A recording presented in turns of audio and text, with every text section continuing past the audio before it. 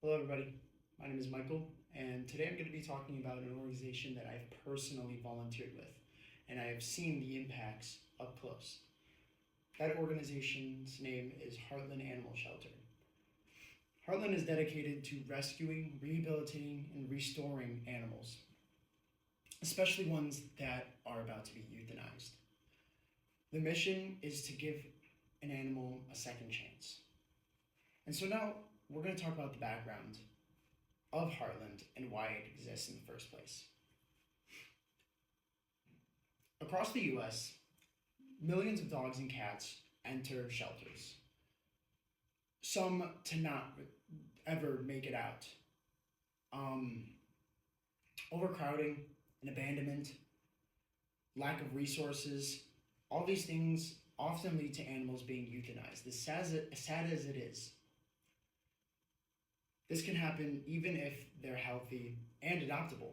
But Harlan realized this and decided in 2002 to, to solve exactly that problem. It began as a no kill shelter, and their mission was to give animals a second chance, especially ones that came from abusive homes, hoarding situation, puppy mills, or high kill shelters.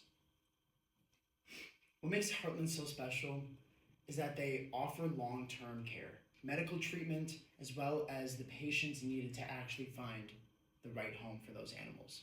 Now you might be asking, so what exactly do they do? And how do they do it? And why do they do it? Well, they rescue abandoned, abused, and at risk animals. What this means is they have posted up ads as well as other people being informed about the place, and they take in animals that are not wanted anymore. So if you ever see on Snapchat stories, some people will be like, if you want a kitten, swipe up. Harlan will see this and they'll take in the cat instead of possibly going to a worser owner, as well as people leaving their animals on top of their doorsteps or just giving them to them. They also provide medical care, vaccinations, spray and neutering surgeries, and all of this costs a pretty penny. So why do they do it? It's so they can connect animals with loving families through adoption.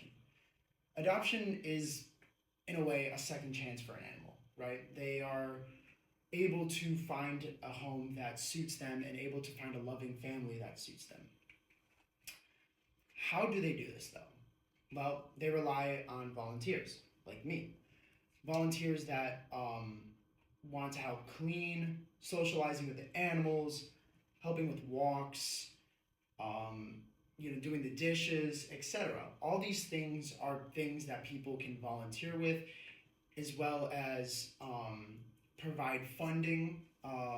Any little part that you can fund will tremendously help them.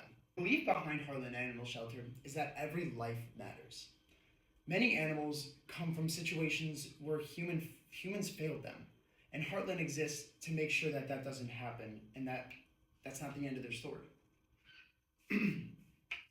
There's a story about a cat named Luna, and Luna arrived at animal shelter after being abandoned in an apartment.